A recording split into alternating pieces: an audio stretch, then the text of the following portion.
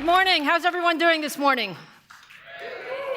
It is so exciting to be back here in San Francisco with so many of our press and analysts and partners and friends in the audience.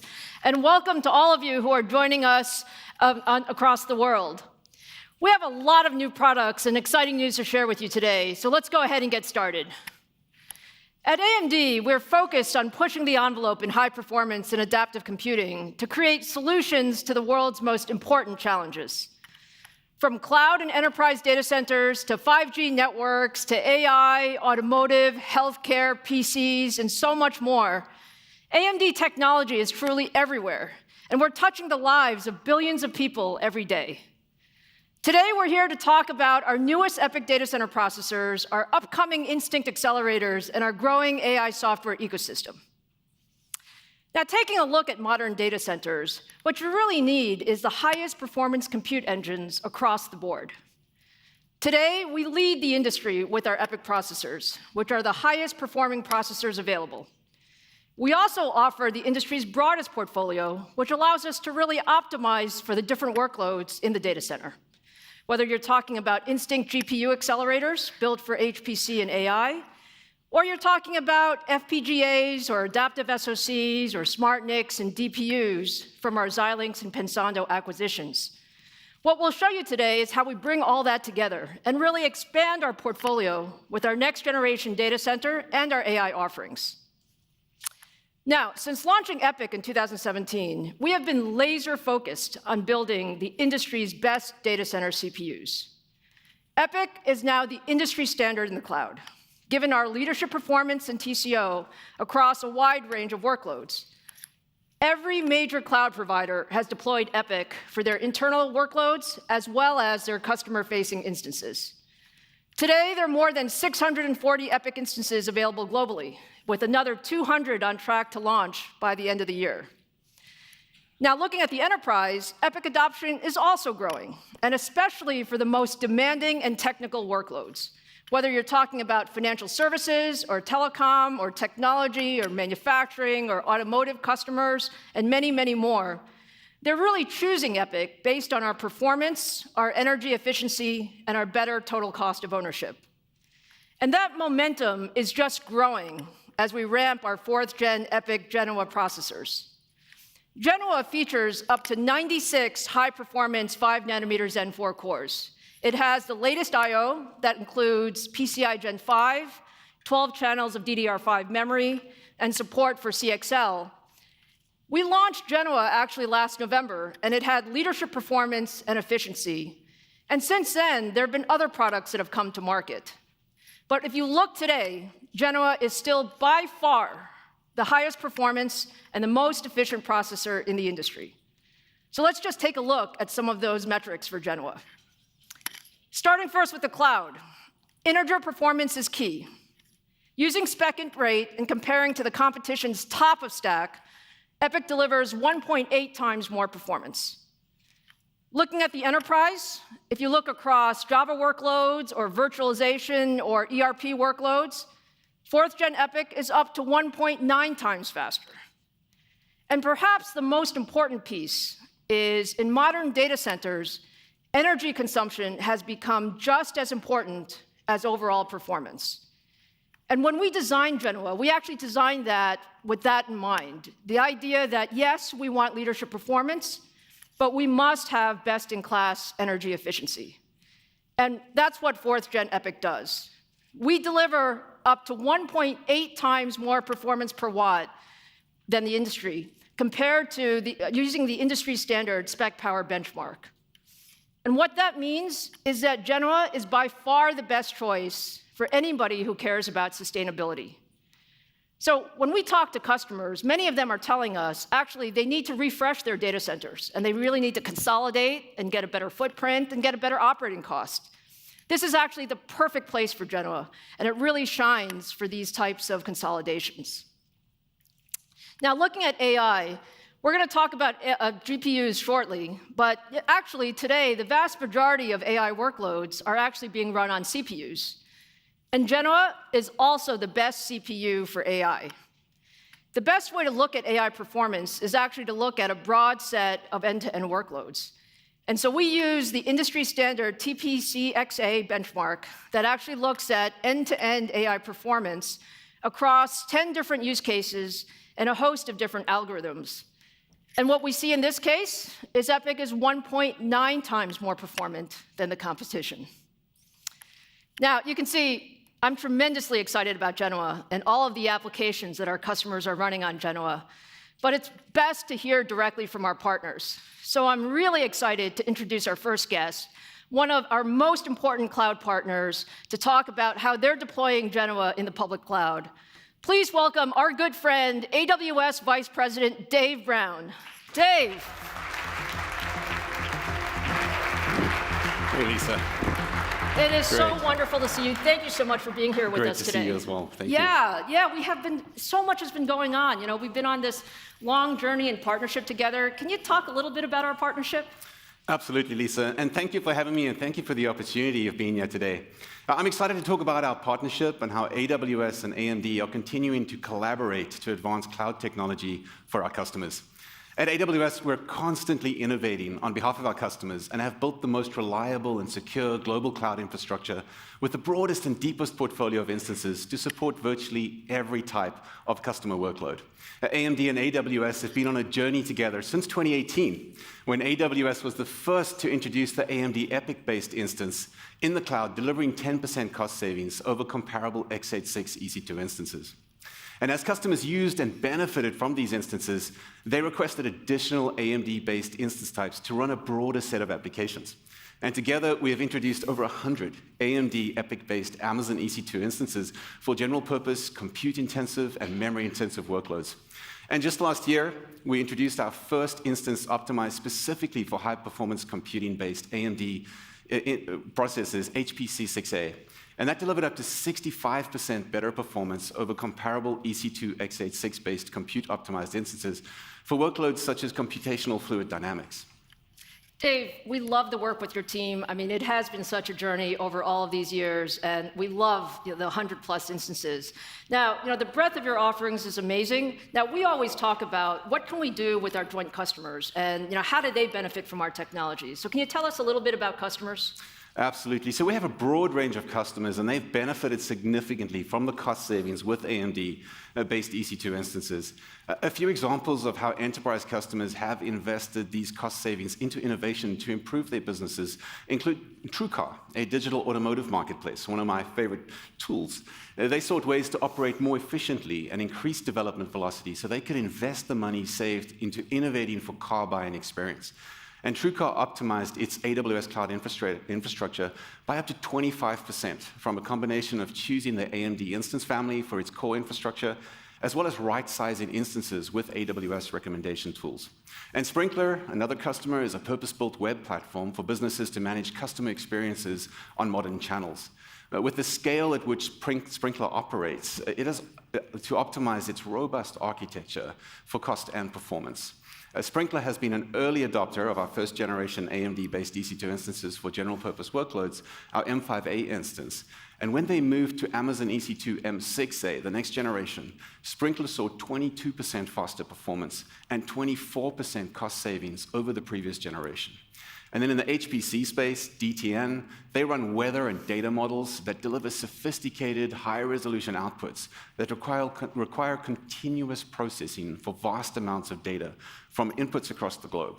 DTN uses Amazon EC2's HPC6A instances, powered by AMD's EPYC processors, to run computer-intensive HPC workloads. And through the agility, elasticity, and efficiency of running HPC workloads on AWS, it has effectively doubled its high-resolution global weather modeling capacity from 2 times a day to 4 times a day. I love what we're doing together with customers. It's really great to hear those examples. I think both AMD and Amazon, we really share this passion for enabling our customers to do more with our technology. Now, I'm even more excited, Dave, about what we're doing next together. So can you talk a little bit about what's next for our partnership? Absolutely, Lisa. Well, one of the things we continue to see is increasing demand from customers to run workloads faster while getting better price performance in AWS. And to help address customer needs, we're building new EC2 instances enabled by the unique combination of the 4th generation AMD EPYC processors together with the AWS Nitrous system.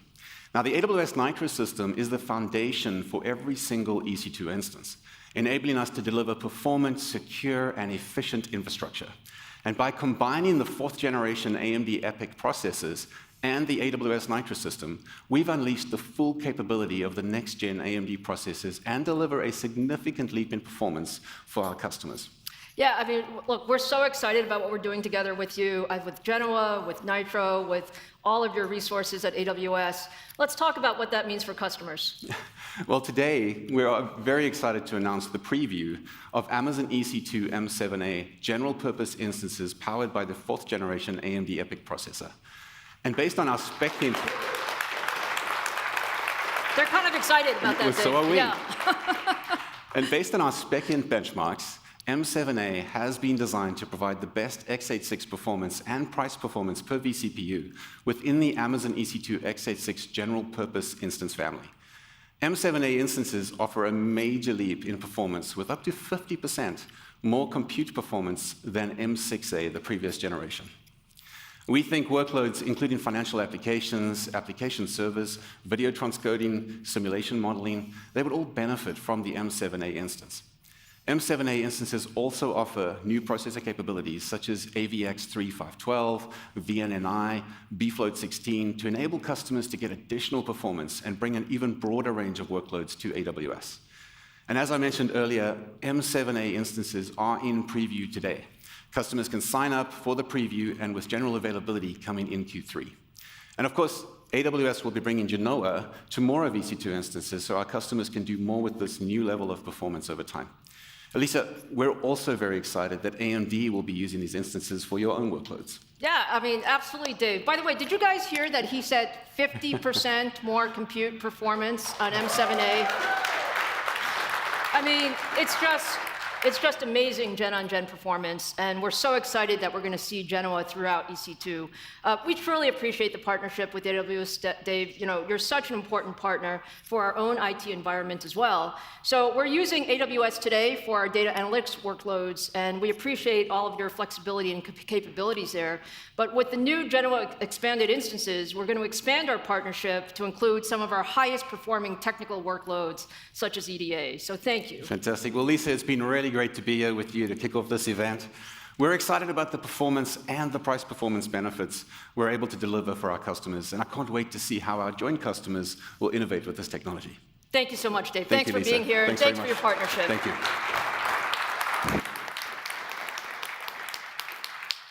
We're super excited with the new M7a Genoa instances reaching public preview, and we really believe that this is a step function improvement in performance that you can get in the public cloud. We're looking forward to delivering even more capabilities for our customers with these new instances. And when you look across the industry, we're actually really pleased with the response that we're getting on Genoa based on the leadership and also delivering across a broad number of general-purpose server workloads. So I also want to say today that Oracle is announcing today also new Genoa standard, HPC, and dense I/O instances that are expected to enter general production starting in July.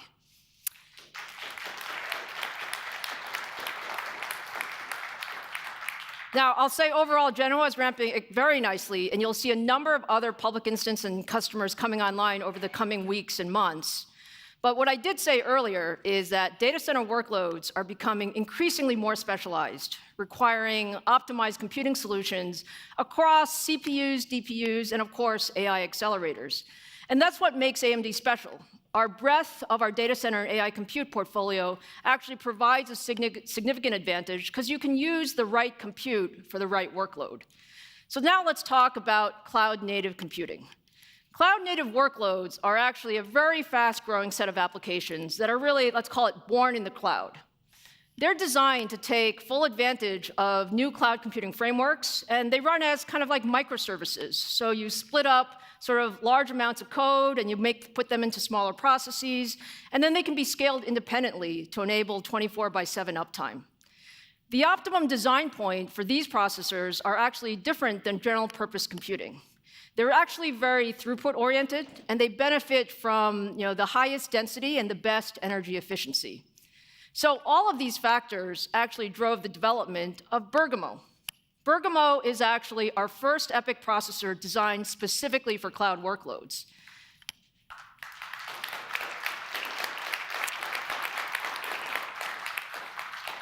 So let me tell you a little bit about Bergamo. Bergamo leverages all of the platform infrastructure that we already developed for Genoa, and it supports the same next-gen memory and the same I/O capabilities, but it allows us, with this design point, to expand to 128 cores per socket for leadership performance and energy efficiency in the cloud. Now, I'm very happy to show you, Drew, can I have my chip, please?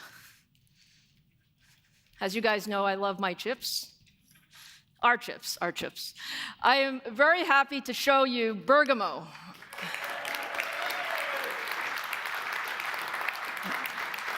This is our new cloud-native processor, and what we have here is there's actually a new compute die. So the compute die is different from Genoa, using our chiplet technology. Each of these 8 compute dies has 16 of our Zen 4 cores, and then we use the same 6-nanometer I/O die used by Genoa in the center. Thank you. So let me talk a little bit about how we do this. If you take a look at the core, the Zen 4C core is actually an enhanced version of the Zen 4 core. It's actually a great example of our modular design approach. When we originally designed the Zen 4 core, it was actually optimized for the highest performance per core. Zen 4C is actually optimized for the sweet spot of performance and power, and that actually is what gives us the much better density and energy efficiency. And the way we accomplish this is that we actually start from the exact same RTL design as Zen 4, and that gives us 100% software compatibility. And then we optimize the physical implementation of Zen 4C for power and area, and we also redesign the L3 cache hierarchy for greater throughput. So if you put all this together, the result is a design that has 35% smaller area and substantially better performance per watt. Now, from a product standpoint, what does this mean? What it means is the only real difference between Genoa and Bergamo is the CCD core chiplet. So we use the same socket, we swap out the Genoa CPU chiplet, and we put in the Bergamo CPU chiplet. And what you have is each of the 8 compute chiplets on Bergamo contains twice the number of cores as was on Genoa.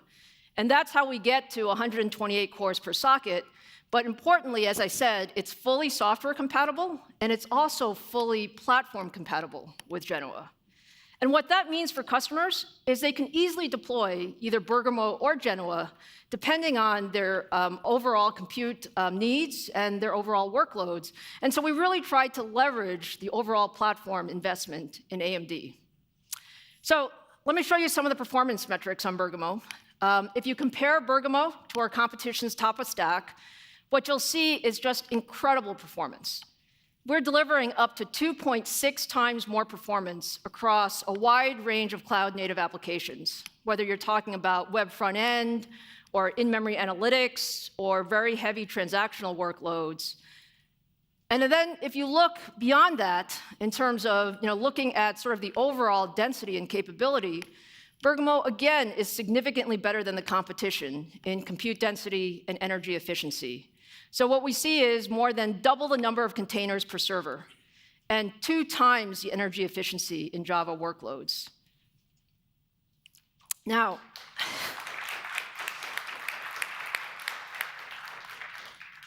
as you can tell, we are incredibly excited about Bergamo as well and the benefits it will bring to our cloud customers. So I'm happy to say that Bergamo is shipping in volume now to our hyperscale customers.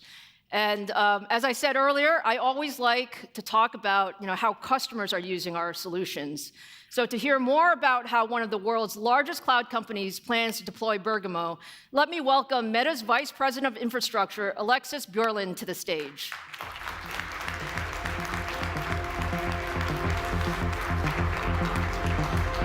Hi, Lisa. Alexis, it's so great to see you. Thank you so much for being here. It's wonderful being here. Thanks for having us. Oh, absolutely. I mean, the partnership that we've had with Meta is just incredible. I mean, you guys are known for really pushing the envelope in hyperscale computing, and really combining not just the engineering leadership, but also the commitment to open standards, and frankly, running your infrastructure at scale for lots of applications and billions of people. So can you share a little bit about how we're working together?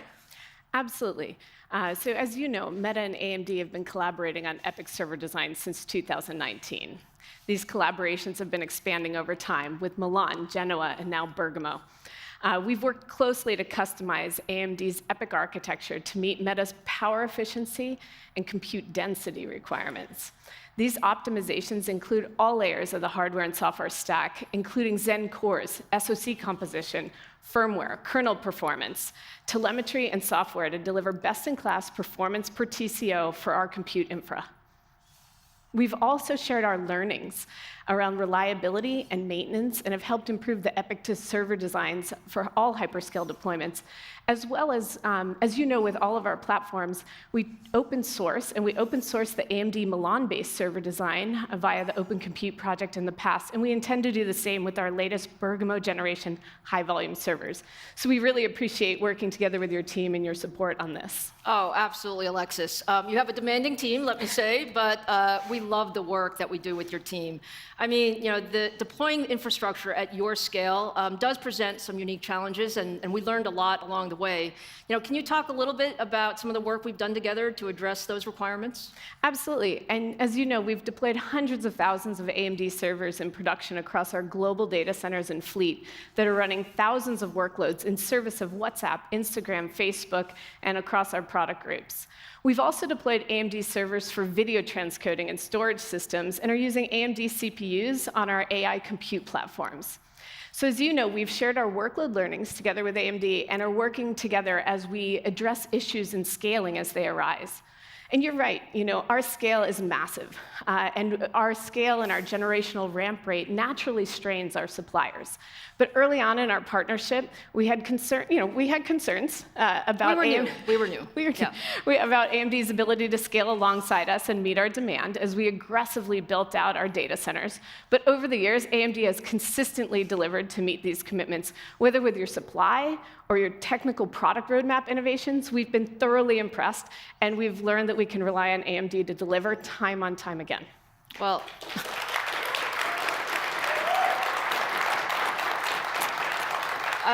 I really want to say on behalf of all of our engineers, thank you for that. We work really hard. We truly value our partnership. And as we've said before, we love learning and co-innovating and co-developing with our partners. And some of the insights from your workload have actually helped us shape what Bergamo should be. So as one of the leading cloud companies, talk about Bergamo and how it fits into your plans. Absolutely. We are incredibly excited to be preparing to deploy Bergamo as our next generation high-volume general compute platform for Meta. We're seeing significant performance improvements with Bergamo over Milan on the order of 2.5 times. I'm sorry, did you say 2.5 times? I did.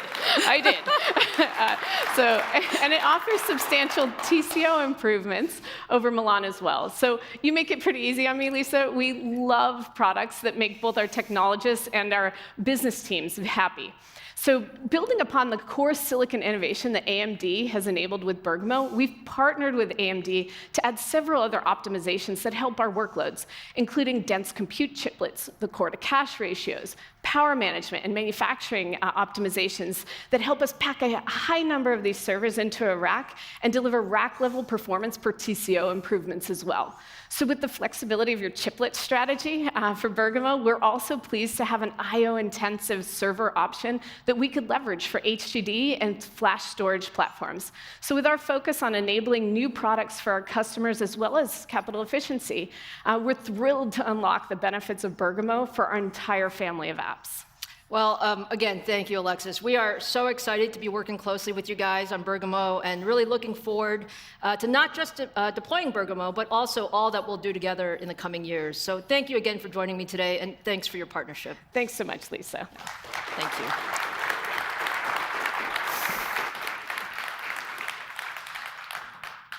We're so excited to hear stories like this where, Meta is deploying, broadly Bergamo, but most importantly, it's really broadly across the spectrum, including things like, Facebook, Instagram, WhatsApp that we use every day, as well as a number of other services. So as you can tell, we're incredibly proud of our 4th-gen EPYC family, but there's a bit more on the CPU side here. So to tell you more about how we expand our portfolio to deliver leadership in technical computing workloads, let me invite Senior Vice President and General Manager of AMD Server Business, Dan McNamara, to the stage.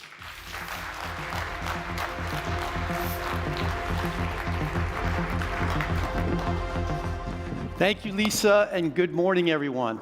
So 1 year ago, June, we rolled out our portfolio for EPYC around optimizing for different workloads. And we are super excited today to be delivering 2 new products. You just saw how we optimized 4th Gen EPYC for cloud-native computing with Bergamo. I'm going to spend some time showing you how we also optimized EPYC for a different set of data center workloads, technical computing. So for enterprises and firms that design and build physical products, engineering simulation is business critical. These companies need the top engineers in the industry supported by the best computing infrastructure. Companies that can move faster and more efficiently are differentiated by getting to market faster with more innovative and higher quality products and deliver this under a reduced OpEx budget. So with these goals in mind, we developed our 2nd generation of the AMD 3D V-Cache. Using the same integration of cache-on-core chiplets, but we're now supporting more than 1 gigabyte of L3 cache on a 96-core CPU. A larger cache feeds the CPU faster with complex data sets and brings a new dimension to processor and workload optimization. We first introduced this technology last year with Milan X, and now we bring it to 4th Gen EPYC, pairing it with the high-performing Zen 4 core that you just heard about. So today, I'm super excited to be announcing the availability of 4th Gen EPYC processors with AMD 3D V-Cache, codenamed Genoa X.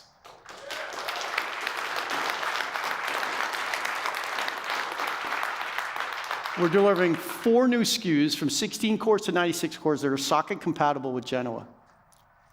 Genoa X helps unlock the potential of the world's most important and demanding workloads in technical computing. Now, let's spend a minute on these workloads. From aircraft engines to the most advanced semiconductors, the rapid design and simulation of new products is an imperative in today's market. So while Genoa is the fastest general-purpose server processor in the market, Genoa X takes this performance to a new level for technical computing. And we're delivering all of this performance in conjunction with our partners, including digital manufacturing software from Altair, Ansys, and Dassault, and EDA software from companies like Cadence, Siemens, and Synopsys. We continue to work closely with these solution providers to create an optimized environment for our mutual customers.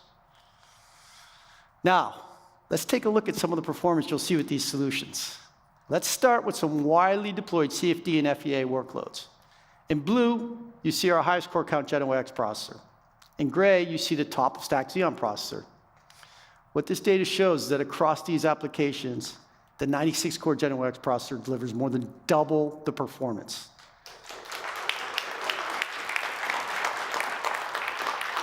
And even when comparing processors with the same number of cores, the performance advantage remains very, very clear. So all this performance and software will be qualified on servers from the industry's top OEMs, and the platforms featuring Genoa X will be available next quarter. We sincerely appreciate our software and OEM partnerships as we increase the number of solutions to further serve the technical computing market with industry-leading performance and efficiency. So companies can also leverage the public cloud to run these simulations at top performance. So for more on that, I'd like to welcome Nidhi Chappell from Microsoft to the stage. Hey, Nidhi. Thank you so much. Thanks for joining us. So we have a strong partnership on technical compute across Azure, and I'd love for you to share with the audience about this partnership and our journey so far. Yes, we've been on a mission together for some time now. So between Microsoft and AMD, we have a strong collaboration, and we have a joint goal. We wanted to make sure that we could deliver unprecedented performance for high-performance computing. As our enterprise customers wanted to accelerate their digital transformation, they wanted to make sure that mission-critical workloads like HPC could come along and really benefit from the scale and reliability and efficiency of cloud. So on that goal, we started our partnership back in 2019 with the introduction of our first HBVMs that featured 1st Gen EPYC processors. This was the time we ran 10,000 core simulation, and we thought, wow, we can run 10,000 cores in cloud. then we upped our own game. In 2020, we launched our second generation processor with the second generation EPYC. We got into the top 10 supercomputers, and we started to really catch momentum in the market. We started building on our momentum, and in 2021, we had the third generation HP series that went live to customers across the planet the day Milan was launched. And last year, we enhanced this even further, right? We actually announced that we would upgrade the third generation series with the AMD's 3D V-Cache, which provides 80% more performance for our customers at no additional cost. In just 4 years, we have delivered 4x performance for all of our HPC customers. Thank you, Neeti. So I must admit, with HBV3 and Milan X, we did have a lot of fun as two teams, and we also brought a lot of ISV partners and customers to the table, and it was really an exciting product. But I think you have some more exciting news to share today, so why don't you tell us about the future in Azure Compute? Yes, absolutely. So today we are announcing the general availability of 4th generation of our HP series. And along with that, we have a new memory-optimized HPC virtual machines, which we are calling the Azure HX series. Now, both of our HBV4 and our HX actually feature the AMD 3D V-Cache you were just talking about, and it also features that with our InfiniBand offering, which allows our HPC workloads to actually scale very well. Now, if you look at our 4th generation HB series, it offers 1.2 terabytes per second of memory bandwidth. You pair that up with the 2x improvements that we have seen in compute density, and now suddenly we can deliver 4.5x faster HPC workloads. This can be workloads like CFD, molecular dynamics, financial modeling, weather simulation, virtualized rendering of all sorts. And this is the beauty of actually combining the efficiency we get from AMD and the scale of cloud. That's on our HP V4. On the HX series, we are actually offering the ultra-low latencies, memory latencies, along with the 3D V-Cache, and a massive 1.4 terabytes of system cache. Now, for some of the workloads that are very data intensive, like silicon design, structural analysis, this will deliver 6x performance, which is phenomenal. So for a lot of these customers, what this means is they can now fit a lot of their existing workflows, either on the same number of cores, fewer number of cores, and overall have a much better total cost of ownership because they save a lot on the software licenses. So really, 6x performance, a lot more savings, and you pair that up with best-in-class Azure Managed File System, Azure offerings on orchestration of our workloads, and end-to-end, our customers will see significant performance in the cloud. It's just fantastic, Neeti. So one of the things you and I talk about a lot is how do we enable our customers to solve their biggest problems? And I thought it might be a good opportunity to talk about some customers with HBV4. Absolutely. The true test ultimately is the customer adoption. So I have 2 customers that I wanted to talk about today. One is Petronas. So as everybody knows, Petronas is a global energy company. They span hundreds of countries worldwide. And they're actually the first one to use the new Azure 4th generation HB virtual series. Now, with Petronas, they are trying to see how they can take the upstream work. This is where they do highly complex quantitative interpretation, seismic processing. And these workloads really need massive memory bandwidth. They need the capability of high-performance computing.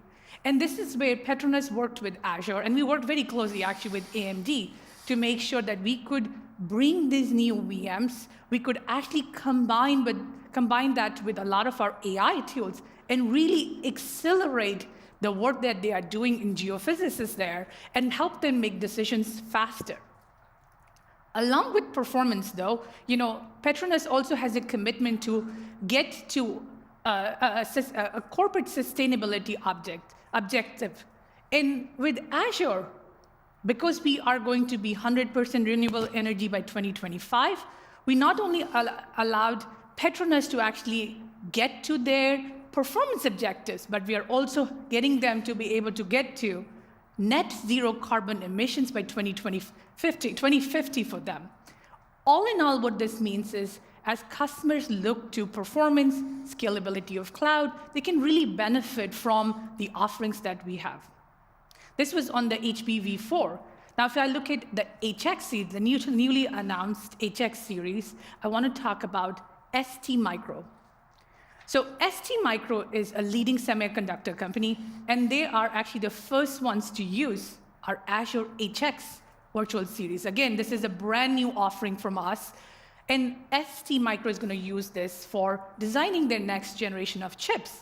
So a lot of their RTL simulations. Now, RTL simulation, especially as the process technology becomes deeper and deeper, requires much lower memory latency and large memory footprint, which is perfect for HX series. So what HX allowed ST Micro to do is they were able to pack in a lot more of their simulation jobs in each VM, which in turn meant they needed fewer VMs, they could do it far more efficiently.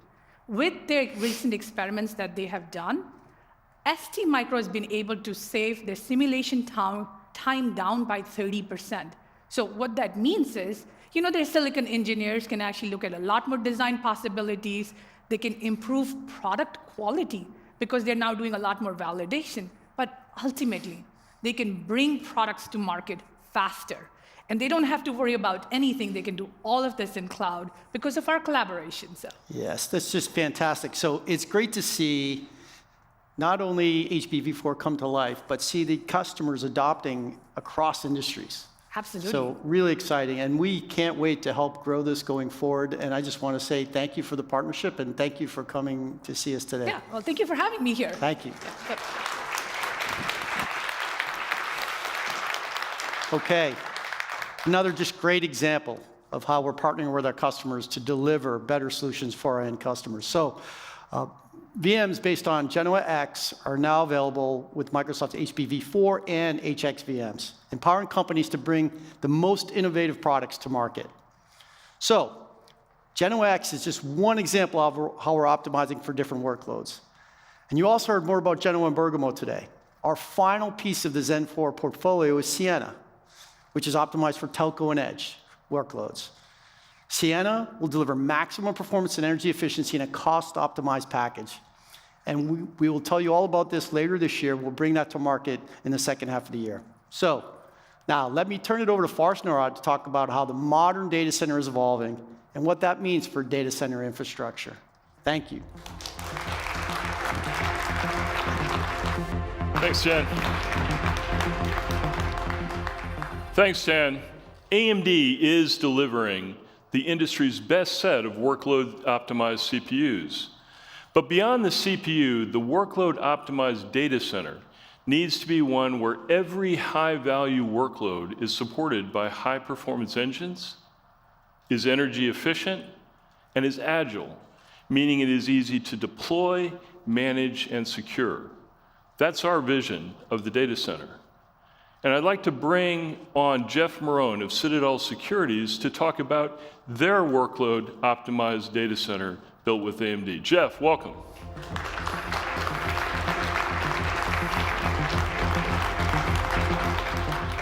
Jeff, thanks for coming, and maybe you could tell us a little bit, first off, about Citadel and Citadel Securities. Absolutely, Forrest. So Citadel is really two firms. First, we are the world's most profitable hedge fund, managing about $60 billion.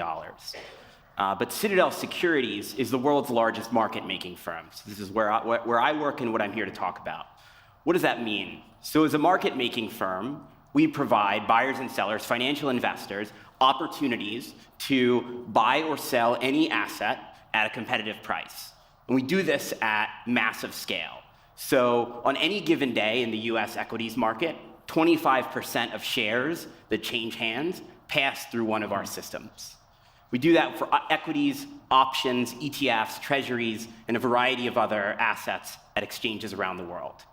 So now if you think about us from a technology perspective, it's best to think of us as real-time predictive analytics. We develop complex pricing models that predict where the market's going, sometimes to the millisecond or microsecond scale, and then as quickly as possible, we deliver those prices to the market. Now there's really two technology platforms that underpin this business, two platforms with very, very different workloads. First, there's a computational research platform that we use to develop these strategies and test them. And then there's an ultra-low latency platform that we use to respond very quickly to buyers and sellers in the market. Underlying both of these platforms, there's a complex monitoring layer to make sure that those models are always performing safely and effectively in the market. Great, great. Thanks for the overview. And now let's dive into each one of those. Tell us more about the research platform. Yes, so let's talk about research. Research for us means developing hypotheses about where market prices are going, expressing those hypotheses in code, and then testing them. But here's the catch. Testing for us means releasing those strategies in a simulation of the entire market and seeing how they perform under a variety of different environments and scenarios. And so the compute platform that we need to do this demands enormous scalability and a real focus on workload optimization. So, as an example, all of this research, which runs in the public cloud, reaches a peak demand of about 1 million concurrent cores and relies on a market data archive of nearly 100 petabytes. In late 2020, we transitioned all of that workload to AMD and saw a 35% improvement in research performance. Fantastic. And so here is where EPYC's innovation, particularly in memory bandwidth, has truly unlocked a different level of performance for our business. That's fantastic. That's an enormous problem at a very impressive scale. There are not many workloads that require 1 million concurrent cores. And we're proud that you've trusted us with that and that EPYC provides you that performance boost. Now, tell us about the trading platform, because I think that's a little bit different story. Very different, very different. So here's where we're vastly different. And I would say the polar opposite of many of the hyperscalers we heard from just a few minutes ago. So densification and virtualization are simply not welcome in this platform. And in fact, we invest massive resources internally and with AMD as our partner to take microseconds, nanoseconds, and soon picoseconds off our latency. And every one of the cores that run in this platform run in some of the most expensive data center real estate in the world. Expensive because it is as physically close as possible to the centers of financial markets. Right. So here is where our AMD partnership is also essential. If there is a packet of market data that is passing through that platform, it is guaranteed to go through a SolarFlare NIC. And for the most latency-sensitive strategies that we run, Xilinx FPGAs are absolutely essential. Quite frankly, they bring to market strategies and models that otherwise would never see the light of day. You know, Jeff, Citadel Securities is obviously a great example of the theme that we've been talking about, which is workload optimization and the need for workload optimized solutions. And you certainly have two very different problems. Yeah, absolutely. And in research, we look very similar to a hyperscaler, but in low latency trading, we look about the opposite. Right. And AMD has done an excellent job of understanding complex, multifaceted customers like Citadel Securities. And I look forward to continuing to innovate on products that make a difference for our business and improve how financial markets function. Well, thanks very much, Jeff. Thanks for being here today, but more importantly, thanks for the trust and partnership over the years. Thank you. Really appreciate it. Yeah. Thank you. So now Jeff just told us how 1 million cores of EPYC CPUs in the cloud deliver optimized performance for the research simulations and trading strategies, and how Alveo FPGAs deliver the ultimate in performance for their trading and market-making systems. But he also introduced you to another important aspect of AMD in the data center, which is our network portfolio.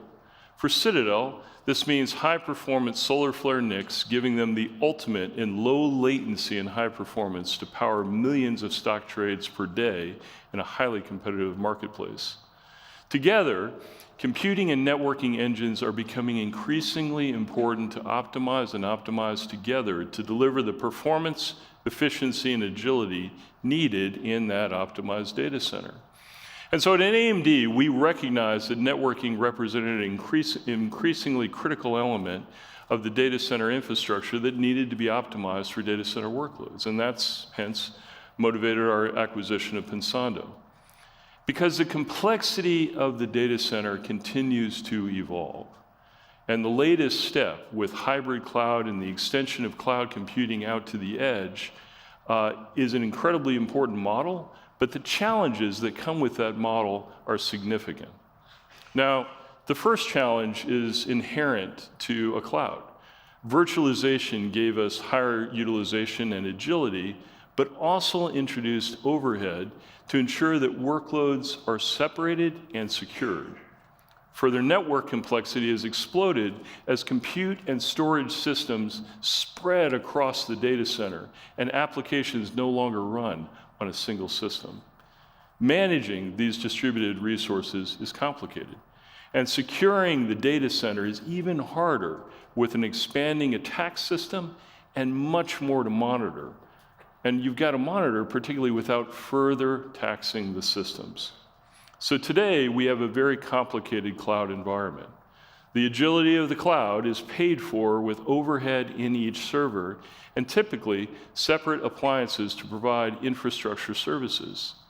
The CPU tax in many cloud deployments can be 30% or even more for the hypervisor and infrastructure software, and load balancing, security, and other appliances are a major cost and a pain point to manage.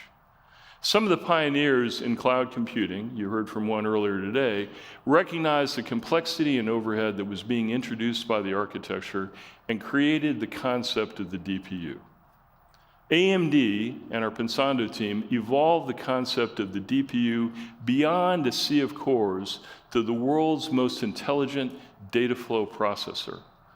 What I believe is the best networking team in the industry, the team we acquired with Pensando, stepped back and took a fundamental look at the problem and created a purpose-built architecture to be able to provide complex services, including security, software-defined networking, and telemetry at line rate, while simultaneously being programmable to accommodate customers' differing needs and to future-proof the architecture.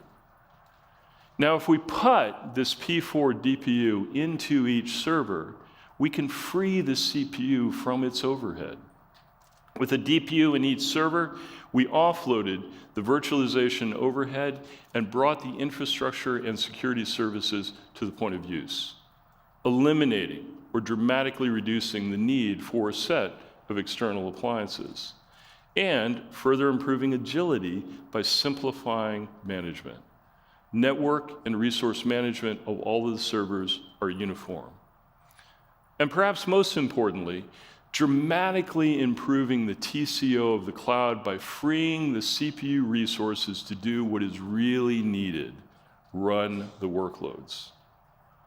Offloading that cloud and virtualization overhead is exactly why we first deployed our AMD Pensando P4 DPU in a SmartNIC, making it easy to add the DPU to each server and allowing us to tackle the overhead and freeing the server for productive use.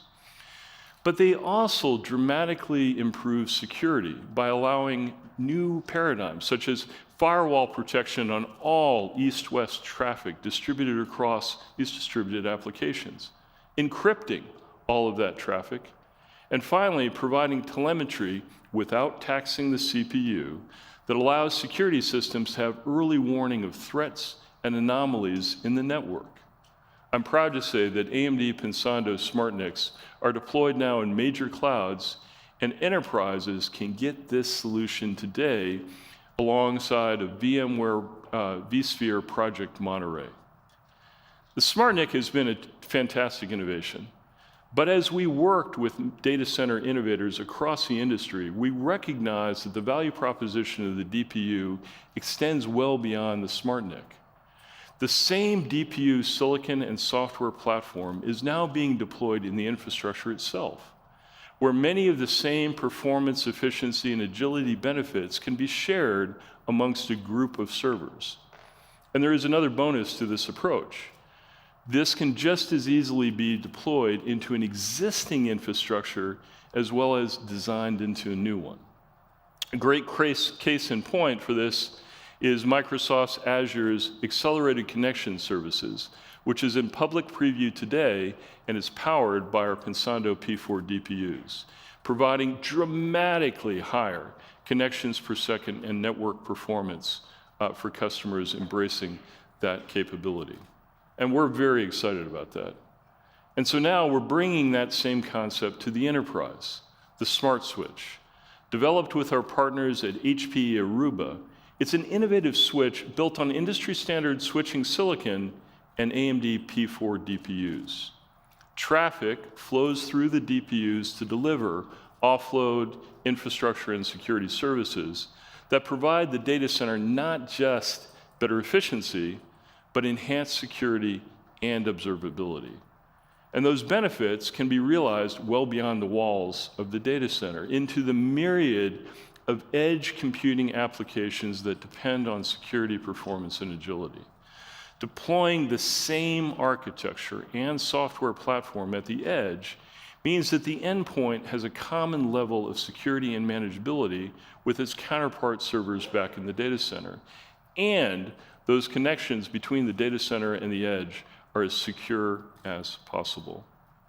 So putting it all together, you can deploy a few servers at a retail location with Smart NICs providing security and manageability consistency to everyone, with Sienna EPYC CPUs providing transformative energy efficiency and performance, and Alveo inference accelerator cards powering latency-sensitive AI applications to enhance the retail experience and security.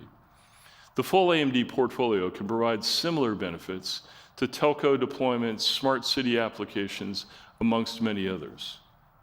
And so I hope that in this first half of our presentation, we've given you insights into how AMD is helping our customers evolve their data centers and make them more efficient, both in the cloud as well as in the enterprise, with workload-optimized solutions that address the most pressing problems of the hybrid cloud and edge. Next, let me invite Lisa Su back to the stage to discuss how we're helping our customers address their next evolution in the data center, incorporating AI into all they do. Thank you.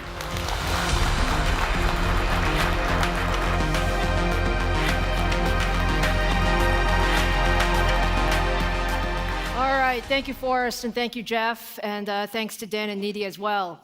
Okay, so there's incredible interest in AI across the industry, and this is also, when we look at it, AI is really the defining technology that's shaping the next generation of computing, and frankly, it's AMD's largest and most strategic long-term growth opportunity. Now, in AI, we're focused on three key areas. First, it's delivering a broad portfolio of high-performance GPUs, CPUs, and adaptive computing solutions for AI training and inference, spanning across data center, edge, and intelligent endpoints. Second, it's developing an open and proven software platform to enable our AI hardware to be deployed broadly and easily. And third, it's really working with the industry, and it's expanding the deep and collaborative partnerships we have established to really enable the ecosystem to accelerate AI solutions at scale, because in this space, it's all about the ecosystem. Now, when you look at where we are today, we're actually very uniquely positioned with a broad portfolio of AI platforms across data center, edge, and endpoint. And that's powered by a number of engines. That's powered by our Ryzen AI engine, our Versal, our Alveo, our EPYC, and of course, our Instinct accelerators. Now, looking at where we're deployed today, it's really in many, many different places. So if you look at the edge, for example, NASA uses our leadership FPGAs on the Mars rovers to accelerate AI-based image detection. When you look at automotive, Daimler, Veoneer, Subaru, these are just some of our customers that are using AI silicon and software to power their driver assist and advanced safety features. In healthcare, leaders like Clarius are using AMD adaptive SoCs for faster AI-based imaging and solutions to really allow doctors to make quicker and more accurate diagnoses. And industrial, customers like ABB are using our technology for AI-assisted robotics. And Kakao Cloud is using many of our products for their vision applications, such as AI-based privacy and road systems. And earlier this year, we launched our Ryzen 7040 series CPUs, the industry's first x86 processors with a dedicated AI engine. And these have been ramping nicely, and we expect more than 70 Windows PC designs from the top OEMs to launch later this year, powered by Ryzen AI. So when you look at all that, there's no question that AI will be the key driver of silicon consumption for the foreseeable future. But the largest opportunity is in the data center. And over the last 6 months or so, the broad adoption of generative AI with large language models has really taken this growth to a different level. So people keep asking me, what is the opportunity, Lisa? What is the opportunity? What I'd like to say is, look, we are still very, very early in the life cycle of AI. I mean, there's so much opportunity for us. But when we try to size it, we think about the data center AI accelerator TAM growing from something like $30 billion this year, over 50% compound annual growth rate, to over $150 billion in 2027. And it may be higher, it may be lower. But what I can say for sure is it's going to be a lot, because there's just tremendous, tremendous demand. Now, AMD has been investing in the data center accelerator market for many, many years. And today, if you look at where we are, we power many of the fastest supercomputers in the world that are using AI to solve some of the world's biggest challenges. For example, at Oak Ridge National Labs, this is the #1 supercomputer in the world. It's the industry's first exascale supercomputer in Frontier. They're running large AI models on AMD Instinct GPUs to accelerate their cancer research. In Finland, the Lumi supercomputer uses AMD Instinct GPUs to power the largest Finnish large language models with 13 billion parameters. And we're also collaborating with researchers at the Allen Institute who are also using Lumi to create a state-of-the-art, fully open LLM with 70 billion parameters that will be used by the global scientific community. Microsoft actually uses EPYC and Instinct processors, and they've built the 11th fastest supercomputer on the recent top 500 list to run AI and HPC workloads. And we're also working with a number of other companies, like Korea Telecom, on their 11 billion parameter large language model. So let's just take a deeper look at how Lumi is using EPYC CPUs and Instinct accelerators for AI. Cancer is one of the major burdens for human health. It takes a long time for the pathologist to go through one sample. The aim of Combat AI is to build this decision support tool for pathologists to help them make the diagnosis. We show millions and millions of tissue samples taken from patients to this neural network. The more data you feed, the better the model becomes. It takes a lot of compute to crunch that data and develop insights that we can use to advance humanity. So the major challenges in analyzing these tissue images is, of course, a lot of this technical variation that arises from preparing these samples, like fixation and cutting and staining. And this, of course, poses challenges in training these neural networks. So with these AI-based decision support tools, we are able to provide pathologists with a tool for them to base the diagnosis on the data. The supercomputer we built is going to help people to build more accurate and better models, get better outcomes. We're impacting the lives of billions of people.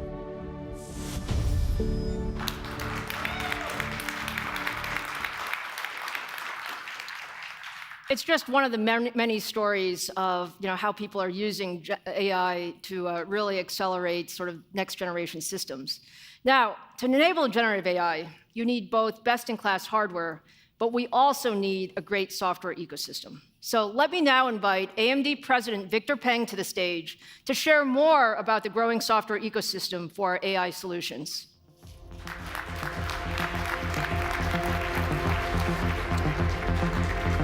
Thank you, Lisa. Good morning. It's really great to be here.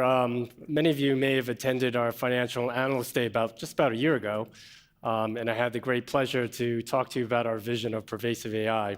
So it's great that I'm here now, just about a year later, to share where we are and where we're heading in terms of software. And it's especially exciting for me, not only because now we've really put all the focus of the company under one roof, the data center GPU team, and our newly formed AI group, but really talking to customers and partners and really seeing how we could really help them realize this tremendous opportunity everybody sees and also solve some of the most challenging problems. So really super excited about that. And I can sum up our direction and the current state of things right now and how we're enabling AI and software development with 3 words: open, proven, and ready. Now, while this is a journey, we've made really great progress in building a powerful software stack that works with the open ecosystem of models, libraries, frameworks, and tools. Our platforms are proven in deployments today, as you heard from Lisa, and Frontier and Lumi, these massive scaled-out operations. And the demand for our platform is simply gaining tremendous momentum, and we are ready to meet that. So before I focus on the software and the ecosystem, I'd like to share with you some of the progress we've made on our platforms. At CES, we announced the Ryzen 7040, and as Lisa mentioned, it was the first x86 CPU with an integrated AI accelerator, which is our XDNA AI engine.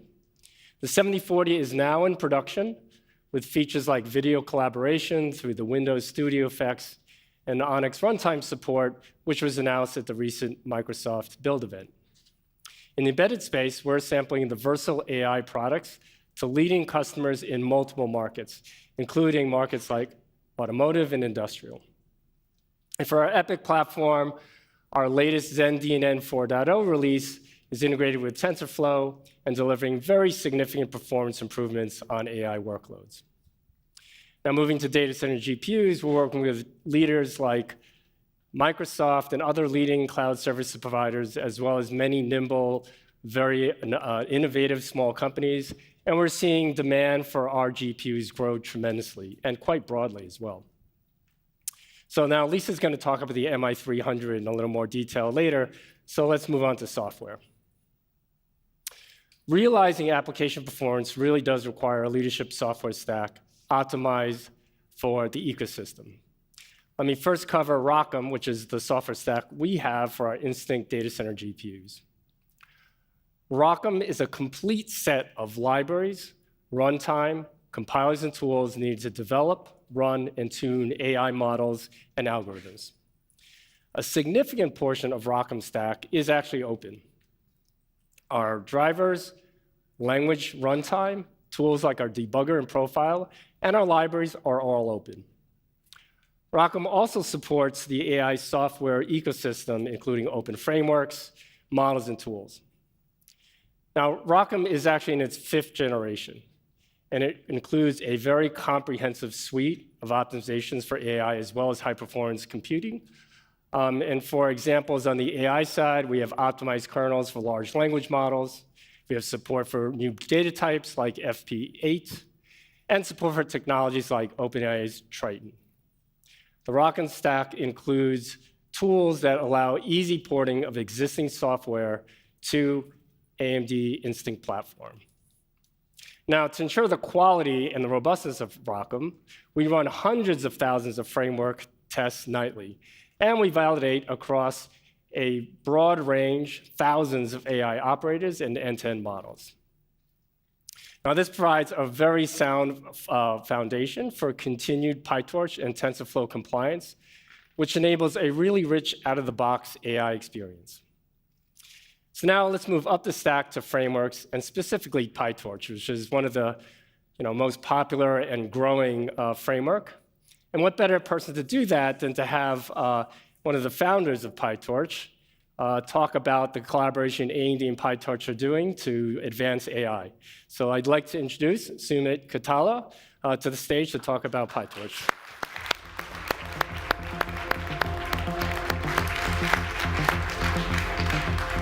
and it's really great to see you. Thank you for coming. Absolutely. So why don't we start off by you giving us a high-level overview of PyTorch and the highlights of the latest iteration, PyTorch 2.0. Sure thing. PyTorch is one of the more popular AI frameworks in the industry. It's used by several companies that you'd be familiar with. Meta, obviously, is one of its biggest users. There's OpenAI, Tesla. Almost like everyone in the industry probably uses PyTorch in some form if they're using AI. And PyTorch is the fundamental software through which most of the AI, like neural networks, training, and inference happens. And we recently released PyTorch 2.0, which builds a compiler that gives you speed-ups like about 50% to 100% faster over like the out-of-the-box PyTorch before. And it's powered by OpenAI Triton, the technology that Victor talked earlier. And we're pretty excited about it. We're seeing a lot of customers being super happy about it. And that's PyTorch for you. Yeah, thanks. And you know, those innovations you just talked about with the significant speed up, we're really excited about that too. And we're super excited about partnering together, working with the PyTorch Foundation as a founding member.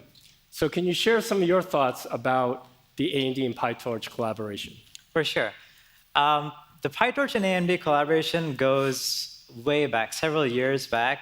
As Alexis, my colleague, talked earlier today, AMD and Meta have been collaborating in various forms, and PyTorch mostly came out of Meta.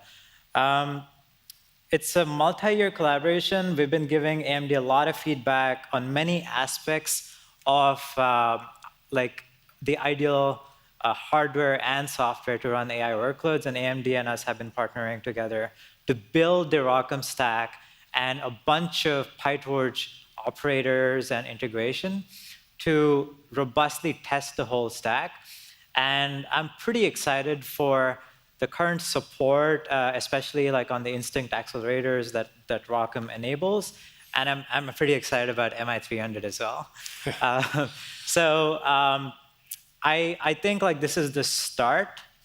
I'm looking forward to like how customers end up like finding the maturity of the stack, but like we've spent a lot of time trying to like make sure it does come out right. Yeah, we're really excited about MI300 as well as several others, so thank you for that. So how do you see the collaboration that we're doing together benefiting the developer community? Sure. Yeah, this generally like in AI workloads, one of the things we have is we have a single dominating vendor, and when you write your workloads, and you have to make them be supported by switching to a different hardware, there's a lot of work that goes into doing that. Like there's a lot of software work that developers have to do to like move your neural network workloads from one platform to another. So one of the things that we've done with AMD, with the ROCm stack and the PyTorch integration, is you don't actually have to do that much work, or almost no work in a lot of cases, to go from one platform to the other. So you might do a little bit of tuning work once you deploy it onto your AMD GPU, but it's like super seamless. And so developers, I think, are going to have a huge productivity boost as they try to switch to like the AMD backend of PyTorch versus like the TPU or like Nvidia backend. So I'm pretty excited about like the overall productivity developers would have when they're switching to the AMD backend overall. Like, and it's starting with the Instinct GPUs, and I'm hoping like you all enable it for like all of your other class of GPUs as well. Absolutely, it's the goal to enable that capability to all the developers across all our platforms. Yeah. So thank you so much for the partnership. Really appreciate it. For sure. And look forward to more together. Yeah. Thank you. PyTorch 2.0 provides an open, performant, and productive option for developers to develop their latest AI inventions. And that option, and that creativity and democratization, if you will, is super important.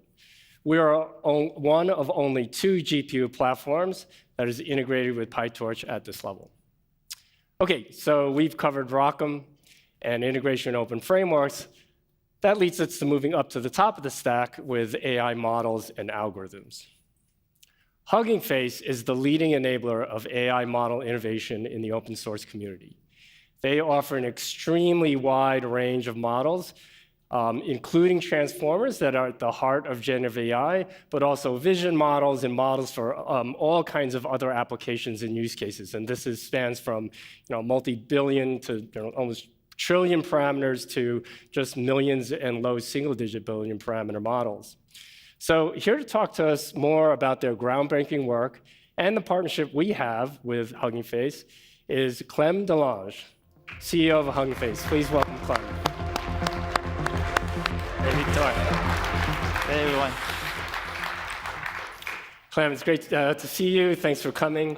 Why don't we just start off and share your thoughts about why open source matters for the growth and the proliferation of AI? Thanks for having me. So first, it's important to remember that most progress in AI in the past 5 to 10 years has been thanks to open science and open source. Maybe we would be 50 years away from where we are today without it. Now, when we look to the future, open science and open source AI are not only a way to accelerate technology, but also to level the playing field and distribute to all companies, startups, nonprofits, regulators, the tremendous power of AI, the tremendous value creation of AI, and the tremendous productivity gains, right? In the future, we want every single company to be able to train and run their ChatGPT on AMD hardware, right? And all of that allows companies to build AI themselves, right? Not just to use AI through APIs, for example. By doing so, most of the time with customized, specialized, smaller models, it makes AI faster, cheaper, and better to run. It also makes it safer for the companies, but also for the field in general, because it creates more opportunities for transparency and accountability, which fosters more ethical AI. Yeah, that's tremendous, yeah.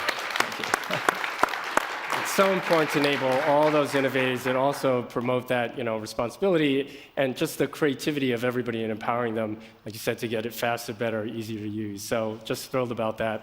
So, and I'm personally thrilled that we just recently formalized our relationship. Can you share what the Hugging Face and AMD partnership is going to deliver? Yes, we're super excited about this new partnership that we're announcing today. I think we can clap for that.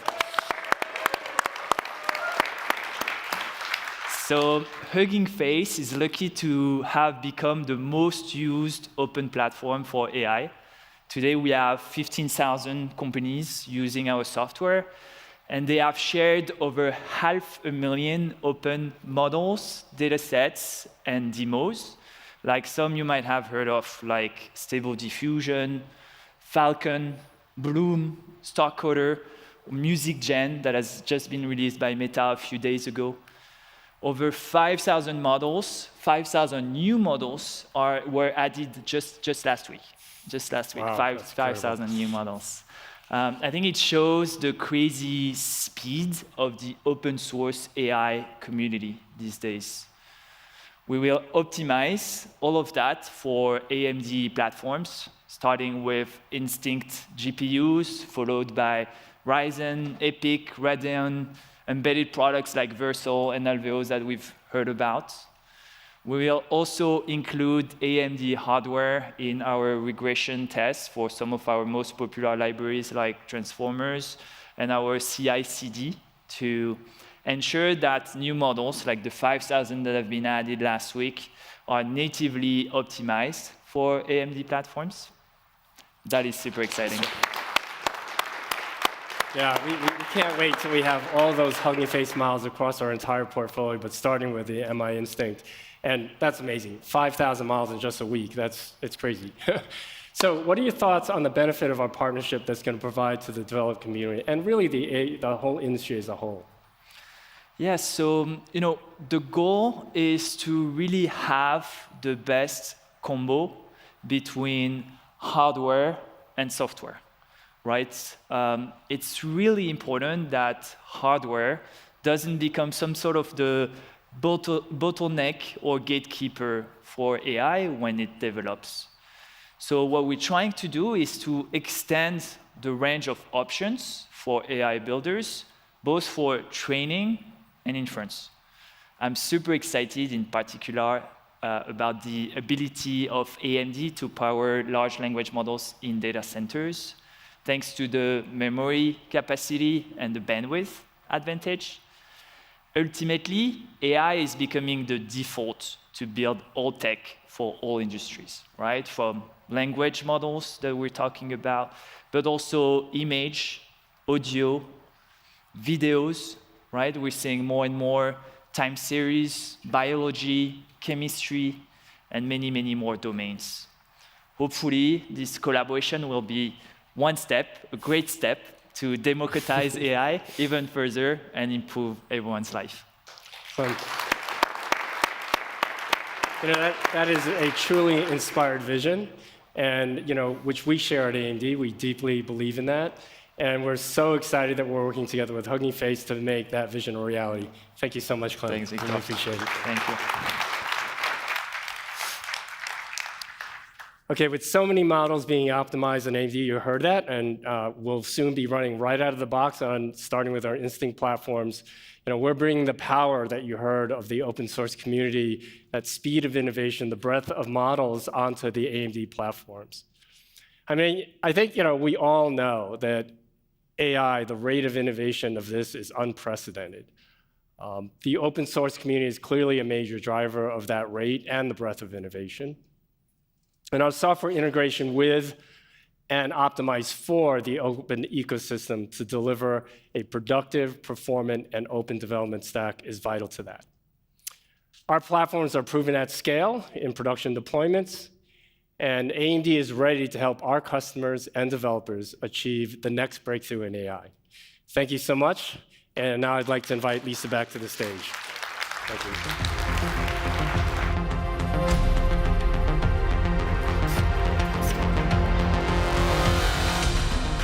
All right, thank you, Victor. And a very, very special thanks to Sumit and Clem for joining us today and talking about our partnership. No question, the software ecosystem is so important for enabling our hardware to be deployed more broadly. I would say it's a journey, and we know it's a journey, but we've made a tremendous amount of progress over the past year with ROCm and the most important frameworks like PyTorch, TensorFlow, and Onyx, and also really expanding our collaborations with key model developers and distributors like Hugging Face and many of the other open source models out there. Now, we always like to save hardware for last, so turning to AI hardware, let me say, the generative AI and large language models have changed the landscape, okay? The need for more compute is growing exponentially, whether you're talking about training or, frankly, whether you're talking about inference. Larger models give you better accuracy, and there's a tremendous amount of experimentation and development that's coming across in the industry, and you heard that from both Sumit and Clem. At the center of this are GPUs.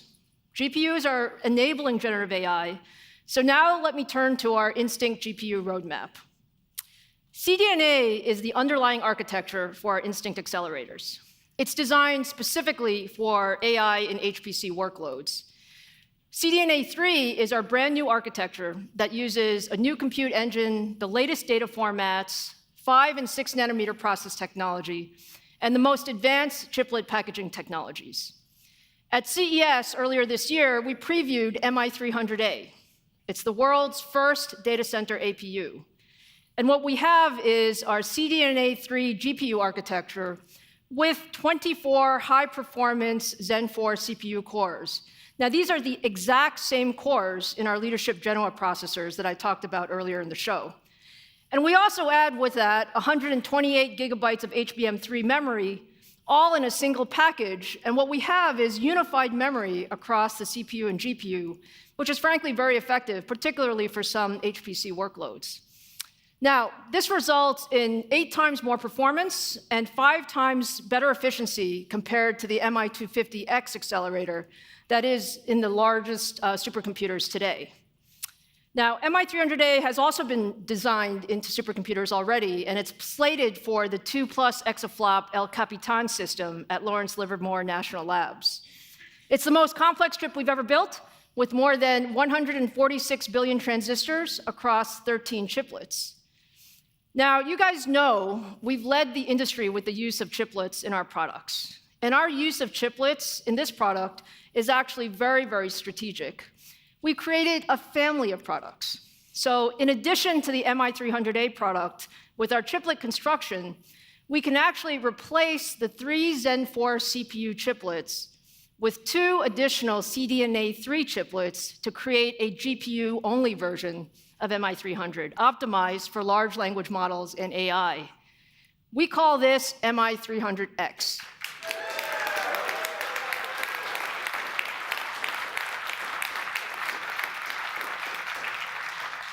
Now, for MI300X, to address the larger memory requirements of large language models, we actually added an additional 64 gigabytes of HBM3 memory. So with that, Drew, I am super excited to show you, for the very first time, MI300X.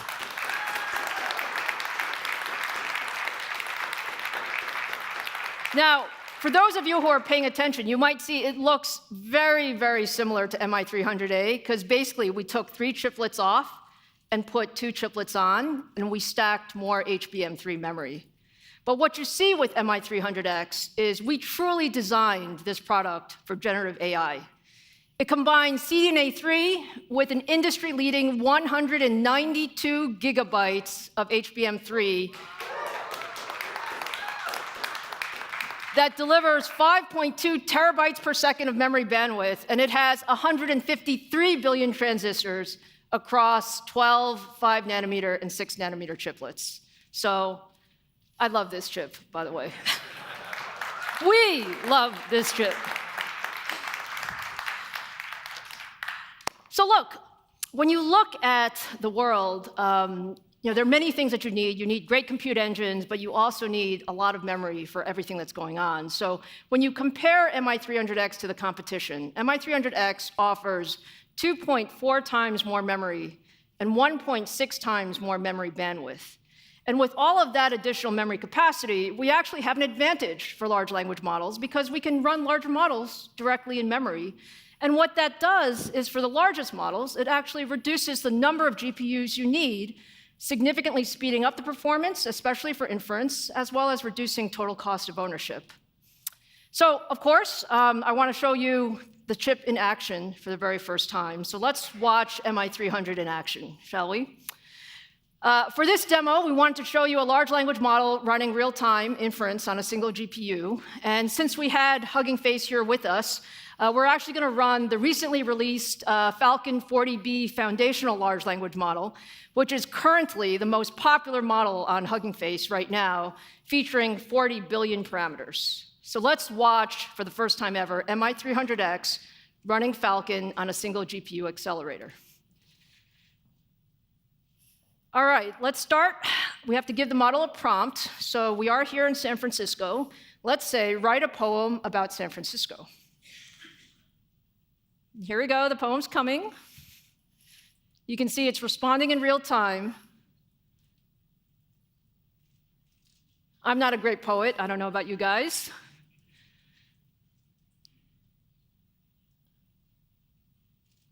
The city of dreams that always keeps you yearning for more. I would say that poem's pretty good, huh?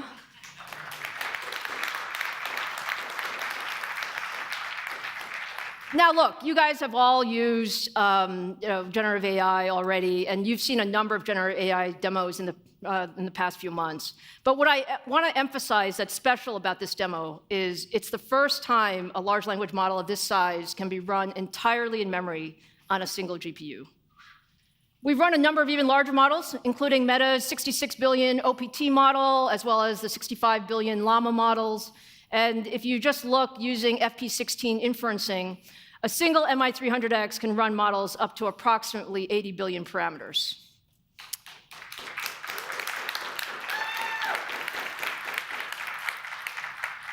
So what does this actually mean? If you look at the industry today, you often see that, first of all, the model sizes are getting much larger, and you actually need multiple GPUs to run the latest large language models. With MI300X, you can reduce the number of GPUs for this, and as model sizes continue growing, this will become even more important. So with more memory bandwidth, and fewer GPUs needed, what this means for cloud providers as well as enterprise users is we can run more inference jobs per GPU than you could before. And what that enables is for us to deploy MI300X at scale to power next-gen LLMs with lower total cost of ownership, really making the technology much, much more accessible to the broader ecosystem. And what that also means is that not only do we believe that we have better total cost of ownership, but we've also been able to significantly reduce the amount of development time needed to deploy MI300X. Our goal with MI300X is to make it as easy to deploy as possible. And what that means is the infrastructure is also incredibly important, which is why I'm also excited to announce the AMD Instinct platform.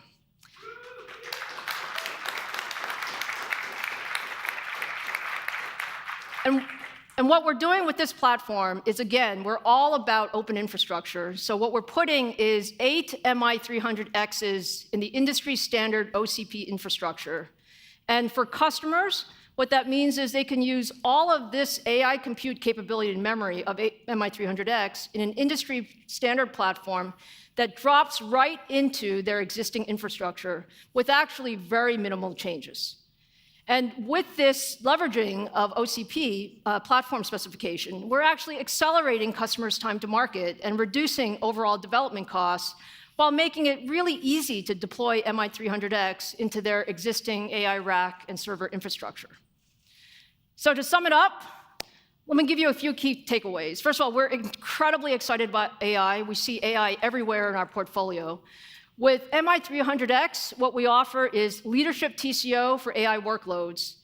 We're really, really focused on making it easy for our customers and partners to deploy, so that Instinct platform really lowers the barriers for adoption.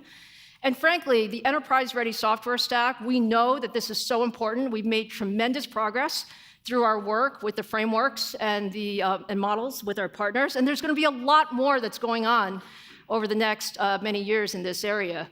Now let me talk about availability. So I'm happy to say that MI300A began sampling to our lead HPC and AI customers earlier this quarter, and we're on track to begin sampling MI300X and the 8 GPU Instinct platform beginning in the third quarter.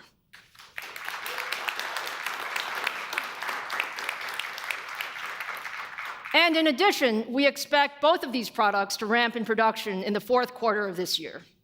So I really look forward to sharing more details on the MI300 family when we launch later this year. Let me wrap things up for today. We showed you a tremendous amount of new data center and AI technologies from our expanded portfolio of leadership EPYC server processors with Genoa, Bergamo, and Genoa X, to our industry-leading DPUs and SmartNICs, to our expanding AI software ecosystem, and our next-generation MI300X data center AI accelerators. It is just an incredible pace of innovation, truly exciting.